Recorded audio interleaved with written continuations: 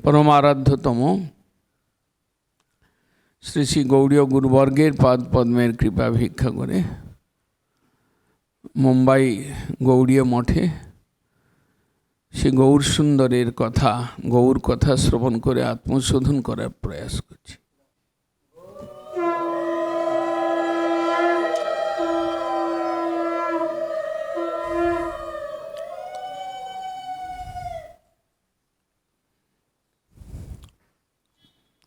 गौर कथा चैतन्य महाप्रभु के संबंधित कथा। पहले हम लोगों को समझना पड़ेगा कि गौर कौन है, चैतन्य महाप्रभु कौन है। ये क्या अवतार है या अवतारी है, कृष्ण से भिन्न है या अभिन्न है। कलियुग में इनका आने का आवश्यकता क्या है, ये सब कथा हम लोग कथा के माध्यम से श्रवण आविर्भाव लीला वर्णन करें। नवद्वीप में एक निष्ठावान ब्राह्मण रहते तो उनका नाम है जगन्नाथ मिश्र, जिनका महाप्रभु का पिता, जिनके गृह पर भगवान आए। वसुदेव प्राय त्यों सधर्म तत्पर, जैसे भगवान कृष्णचंद्र के पिता वसुदेव धार्मिक थे, सत्यवादी थे, सत्यनिष्ठ थे, ऐसा ही जगन्नाथ मिश्र ब्राह्मण कुल में महाप्रभु आए। कश्यप, दशरथ, वसुदेव, नंद महाराज जैसे उनका स्वभाव, और उनका पत्नी सची देवी, सची मां, दोनों नवद्वीप में गंगा के तीर पर बसे थे। कभी अपना जन्म स्थान जगन्नाथ मिश्र जो अभी बांग्लादेश है वहाँ से उठकर आए, धर्म कर्म करने के लिए गंगा के किनारे पर कोठी बनाया। कोई ज़्यादा खास धनी घर में तो महाप्रभु नहीं आए, लेकिन भक्ति पूर्ण वातावरण में आए। उनका पहला 8 संतान ध्यान हो, 9वां संतान के रूप में शंकरसन महाप्रभु के बड़े भाई, वो बलराम के अवतार के रूप में वो आए। शंकरानंद बाद में उनका नाम हुआ, और उसके बाद 10वें गर्भ में महाप्रभु का आविर्भाव होना है। महाप्रभु ईश्वर भगवान, उनका कोई जन्म नहीं होता है, उनका आविर्भाव होता है, तिरुभाव होता है। ये क्या शब्द है? आविर्भाव मतलब कहीं से वो प्रकट हो सकता है। आविर्भाव, आविर्भूत होते। नरसिंह भगवान को पिता माता का जरूरत नहीं पड़ा, खंबा के अंदर से वो प्रकट हुए। इसलिए भगवान का केवल आविर्भाव होता है, जन्म नहीं होता है। इसलिए भागवत में कहीं पर वर्णन है कि कृष्ण अजय होकर उनका जन्माष्टमी मनाया जाता है, कि उनका जन्म हुआ। वास्तव में जो भगवान अजय है उसके क्या जन्म है, जिसका जन्म नहीं है। त्रिकाल सत्य जो वस्तु है उसका भौम प्रपंच में उसका आविर्भाव है, उसका जन्म नहीं है। और जो जन्म लेता है उसका मृत्यु है। वास्तव में भगवान का ना आविर्भाव, ना जन्म, ना मृत्यु होता है।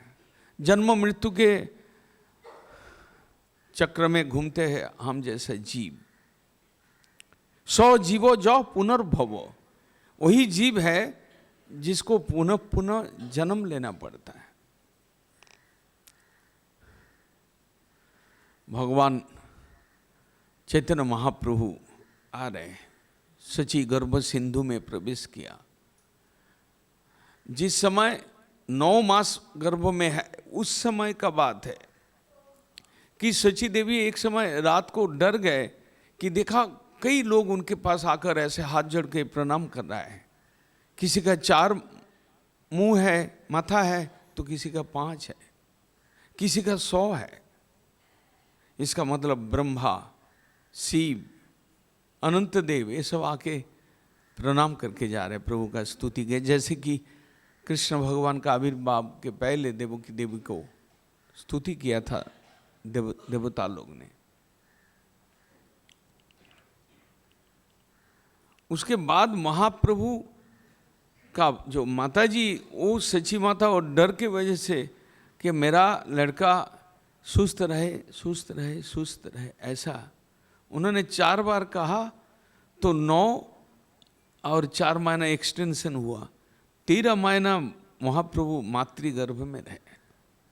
उसके बाद समय देखकर उनको हरिनाम संकीर्तन का प्रचार करना था, इसलिए फाल्गुन पूर्णिमा तिथि, दोल पूर्णिमा जिसको कहते हैं, और उस समय उस दिन चंद्र ग्रहण, और भारतवर्ष में ऐसा रीति था, जो धार्मिक होते थे वो लोग ग्रहण के समय पर गंगा जी में स्नान करने, या कोई भी तीर्थ हो अगल बगल में, तो तीर्थ में स्नान करना, हरिध्वनि हरिनाम उच्चारण करने का रीति था। चैतन्य महाप्रभु जब आ रहे हैं, वो हरिनाम संकीर्तन को प्रचार करने के लिए आ रहे हैं, तो इसलिए वो नवद्वीप एकदम पूरा हरिकीर्तनमय हो गया, हरिध्वनि में गूंज रहा था। उस समय नवद्वीप एक विद्या का केंद्र था भारतवर्ष के अंदर, एक फेमस, वहाँ पर संस्कृत शिक्षा चर्चा होता था, और महाप्रभु ब्राह्मण थे, उस संस्कृत चर्चा करते थे, और धार्मिक लोगों का वहाँ पर बसवास, गंगा के इधर उधर। महाप्रभु उस समय जन्म लेंगे, ऐसा उन्होंने विचार बनाया कि हम संध्या के समय पर आएंगे, जिस समय चंद्र ग्रहण शुरू होगा और लोग हरिनाम करते करते गंगा स्नान में जाएंगे, गंगा में डुबकी लगाकर हरिध्वनि करते करते वापस चलेंगे। जिस समय पूरा संसार में एकदम हरिध्वनि का रोल, हरिध्वनि का आवाज से गूंजता रहेगा, उसी समय मैं आऊँगा, ऐसा महाप्रभु ने सोचा। और ऐसा ही हुआ कि राहु ने चंद्र को ग्रास किया। किस लिए ग्रास किया? भगवान बोला कि तुमको और आज जरूरत नहीं है। चंद्र को ग्रास किया। चंद्र बोला कि एक चंद्र आ रहा है तो तुम्हारा और जरूरत, कोटि चंद्र सम तेज लेकर प्रभु आ रहे हैं, तो तुम्हारा अंदर कितना आलोक है, कितना रसी है, तुम आज गायब हो जाओ। तो राहु ने उसको गायब कर दिया, ग्रास किया। और हरि संकीर्तन हो रहा है, सब लोग गंगा जी में जा रहे हैं, डुबकी लगा रहे हैं, एकदम निरंतर हरिध्वनि के बीच में महाप्रभु संध्या के समय पर अवतीर्ण हुए। संध्या अवतार। सब लोग का मन में चमत्कार ऐसा हुआ कि आज इतना हरिध्वनि क्यों है, विशेष उल्लास लोगों के मन में। तो जो लोग भक्त थे उन लोग के मन में ऐसा कुछ विचार हुआ कि आजी किछु कार्य आछे भास, निश्चित रूप से आज कुछ शुभ, कुछ मुहूर्त, शुभ कुछ महापुरुष का जन्म होगा या कुछ होगा, ऐसा सब लोग मन में सोच रहे थे। महाप्रभु का जो रीति रिवाज है, कृष्ण भगवान आए कंस कारागार में, अंधकार कंस कारागार,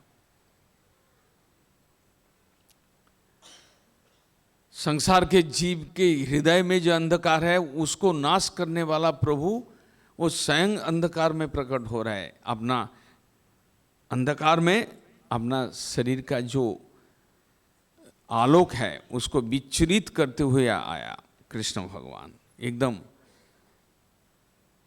और चैतन्य महाप्रभु हरिनाम संकीर्तन को प्रचार करना था। हरिनाम संकीर्तन कलिजुग का धर्म है। कलिजुगेर जुग धर्म नाम संकीर्तन एतदर्थ अवतीर्ण श्री सचिनंदन। सचिनंदन गौर हरि, कितना कीर्तन का आज प्रभाव है संसार के अंदर। हरिनाम संकीर्तन के अंदर प्रवेश कर जाइए, देखिए कि दुनिया भूल जाएंगे। ऐसा कीर्तन में आकर्षण है, ऐसा कीर्तन के अंदर ऐसा शक्ति है। चैतन्य महाप्रभु आए और चंद्र ग्रहण उस दिन है, ग्रहण के अंदर ही अपने को प्रकट किया। सब लोग नवद्वीप के लोग एकदम हरिध्वनि करते करते जा रहे हैं, उच्च स्वर में हरिध्वनि कर रहे हैं। हरि कीर्तन के बीज में जन्म लिया, इसलिए जन्म लिया कि हरि कीर्तन, मेरा आगमन हरि कीर्तन से है, मेरा प्रचार हरि कीर्तन लेकर है। कलियुग का युग धर्म को हम प्रकाश करने के लिए आ रहे हैं। कहते हैं गंगा स्नाने चलिला सकल भक्तगण, निरवधि चतुर्दिके हरि संकीर्तन। किबा शिशु वृद्ध नारी सजन दुर्जन, सबे हरि हरि बोले देखिया ग्रहण। हरि बोल हरि बोल हरि बोल, এই মাত্র শুনি सकल ब्रह्मांड व्यापी लेख हरि ध्वनि। पूरा ब्रह्मांड एकदम हरिध्वनि में गूंज उठे एकदम। हरि तो एक शब्द है ऐसा, जैसे कृष्ण शब्द है। कृष्ण शब्द का अर्थ है आकर्षक, जो वंशी ध्वनि से जो अपना रूप के द्वारा जीव चित्तों को आकर्षित करते हैं, वो कृष्ण है। और हरि चित्तहारी, हरि मतलब हरणकारी। अविद्या हरणात इति हरि, नरानां पापानि हरन्ति इति हरि। जीव का जो पाप को हरण करते हैं, जीव का अविद्या को जो हरण करते हैं, जीव का चित्त को जो हरण करते हैं, उसके नाम है हरि। कृष्ण तो माखन चोर थे, हरि मतलब हरणकारी, वो भी छीन लेते हैं। आपके अंदर बुराइयां हैं, आपके अंदर अविद्या है, आप अविद्या के कारण आप अपना स्वरूप को भूले हैं। वास्तव में आप कृष्ण अंश है, कृष्ण दास है, कृष्ण आपका पिता है। लेकिन उस स्वरूप को भूलकर आप कहां माया के चक्कर में आकर माया का दास बन गए।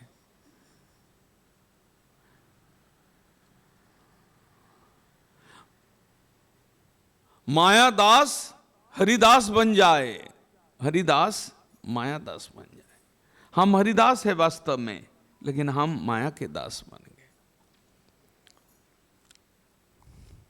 हरि नाम, हरि संकीर्तन चैतन्य महाप्रभु का दान है, प्रकाश है, उन्होंने प्रकट किया। जन्म के शुभ लग्नों में अपना विचार बता दिया, अपना काम बता दिया, अपना धर्म बता दिया। हरोति नरानंग पापानी, आपके अंदर पाप है, पाप प्रवृत्ति है। पाप, पाप बीज, अविद्या है, तीन चीज। जब अजामिल का, भागवत में अजामिल उपाख्यान का वर्णन कर रहे थे सुखदेव, अजामिल के विषय में बोल रहे थे। उस प्रसंग में बोला कि पाप, पाप करने का जो इच्छा है वो बीज हृदय के अंदर हम लोग के है, और अविद्या मतलब जड़ विद्या, माया विद्या हमारा पास है। ये तीनों चीज को सफाई करने के लिए कृष्ण नाम, हरि नाम, नारायण का नाम, अजामिल का प्रसंग ले आकर भागवत ने बताया कि केवल पुत्र का नाम रखा था नारायण, और नारायण नाम के उच्चारण के कारण उन्होंने इतना जीवन भर जो पाप किया उसको उड़ा दिया, उसको खत्म कर दिया। हरि मतलब हरोति नरानंग पापानी, मनुष्य का पाप को, पाप वृत्ति को हरण करने वाले हरि। इसलिए हरि नाम करना चाहिए कलियुग के जीव के लिए।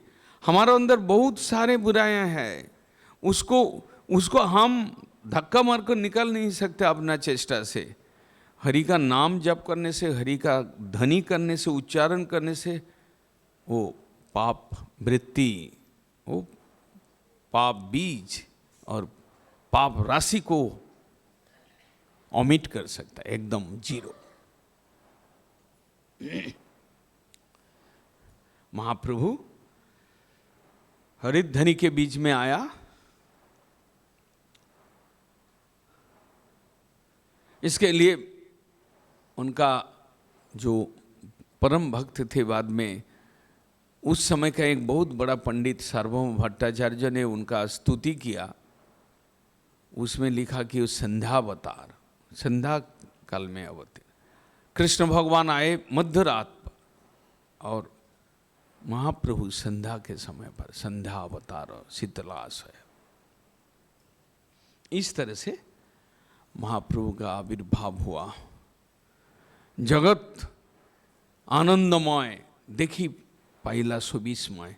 सब लोग एकदम विस्मित हो रहे थे कि आज क्या हो रहा है, इतना क्यों हरिध्वनि हो रहा है, आकाश बातास एकदम गूंज रहा है हरिध्वनि से। सबको मन में ऐसा लगा कि निश्चित रूप से प्रभु का अवतार। भक्तिविनोद ठाकुर ने वर्णन करते हैं, राहु ग्रस्ते जड़ ससधरे फाल्गुनी पूर्णिमायांग, फागुन माह पूर्णिमा जो है, राहु ने ग्रस किया चंद्रमा को। जड़ ससधर, ये इस संसार के चांद है, लेकिन गोरा चांद कृष्ण चंद्र, गौर चंद्र, ये अपराकित चंद्र है, चांद माँ है। प्रभु अपना चांद माँ, अपना जो रोशनी, अपना जो आलोक वितरण करके जीव हृदय के अंधकार को दूर किया। भक्ति पूर्णम चकार, महाप्रभु आया जीव के अंदर, जीव हृदय के अंदर भक्ति का प्रकाश आया। महाप्रभु आने का प्रभाव, इस तरह से महाप्रभु का आविर्भाव हुआ गंगा के तट पर, सची और मिश्र, जगन्नाथ मिश्र के गृह पर, और हरिनाम संकीर्तन को लेकर महाप्रभु आया। और आज जग्गई संकीर्तन प्रायर जजंती ही सुमेधस, श्रीमद् भागवत में वर्णन है, कृते जध्यायते विष्णु त्रेतायांग जजते मखई दापरे तु परिचर्यायांग कलौ तद्धरि कीर्तनात्। और जग्गई संकीर्तन प्रायर जजंती ही सुमेधस, आसन वर्णास्त्रयो ही अस्रो गृह्णतो अनुजुगं तनु शुक्लो रक्त स्पिता इदानीं कृष्णतांगत। भागवत में वर्णन है कि इस समय भगवान कृष्ण वर्ण लेकर आया, काले वर्ण लेकर आया, लेकिन पहले कभी शुक्ल वर्ण और कभी ये पीत वर्ण के अवतार के रूप में आए। वो कलिजुग का पीत वर्ण कली पावन गोरा, पीत वर्ण स्वर्ण वर्ण गौरांगी जो राधा ठाकुरानी है उनका वर्ण है गौरांगी, पीत वर्ण का अवतार चैतन्य महाप्रभु के रूप में माना जाता है। इस तरह से महाप्रभु कलियुग का जीव का भाग्य को प्रसन्न करने के लिए आए।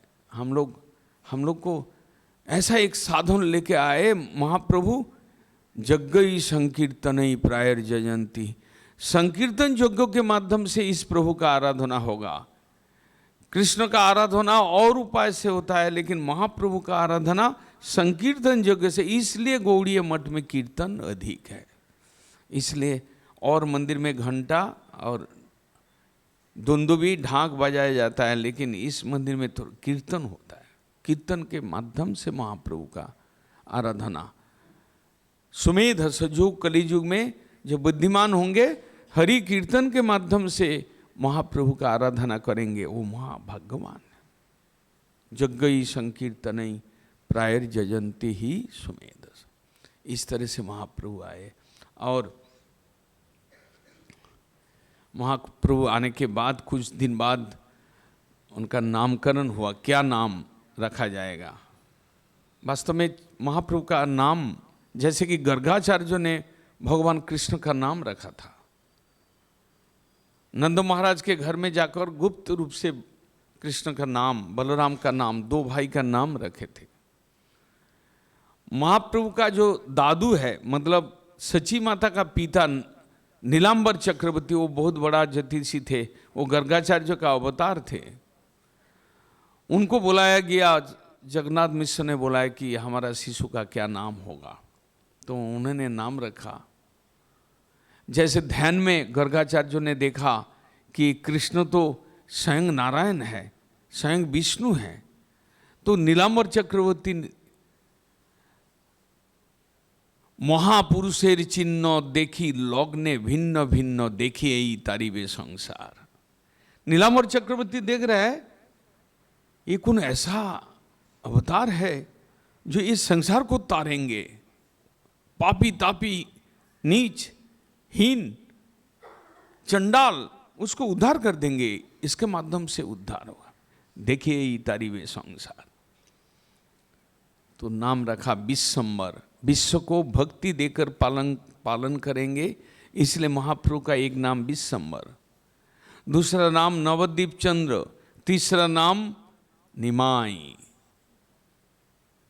क्योंकि बहुत सारे लड़का संतान का मृत्यु हुआ, लास्ट में जो जन्म लिया, डाकिनी साकिनी भूत प्रेत पिशाच से रक्षा करने के लिए जो ब्राह्मणी लोग थे, वो लोग ऐसा बोला कि निमाई, क्योंकि नीम के पेड़ में भूत नहीं रहता ऐसा विश्वास था, और नीम का पेड़ का नीचे महाप्रभु का जन्म हुआ था, इसलिए उनका नाम है निमाई।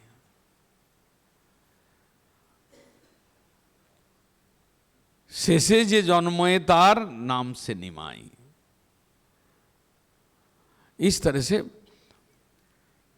महाप्रभु का नामांकन हुआ, महाप्रभु का नाम रखा गया विश्वम्बर। विश्व को पालन करता है, विश्व को रक्षा करते हैं, विश्व को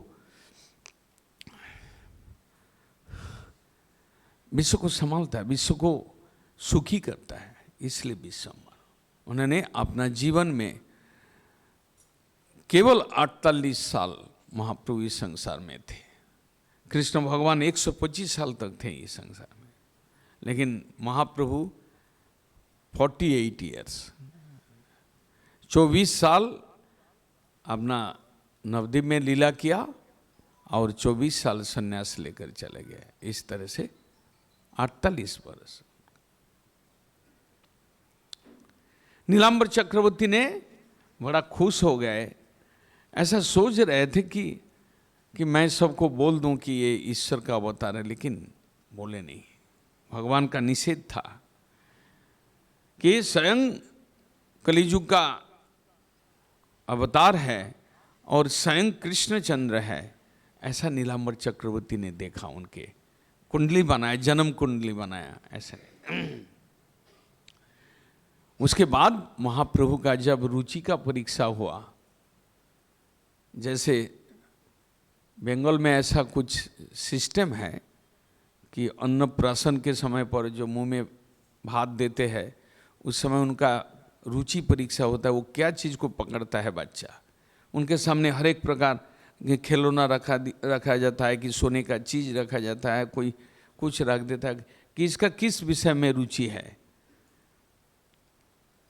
एक भागवत को रखा गया था, वो भागवत को महाप्रभु चलते हुए पकड़ा और उसको बक्सदेश में लिया, इंगित दिया। ग्रंथराज श्रीमद् भागवत को प्रचार करेंगे बाद में, इसलिए वो ग्रंथ भागवत को अपना हाथ में, दोनों हाथ में लिया और भागवत धर्म का प्रचार किया।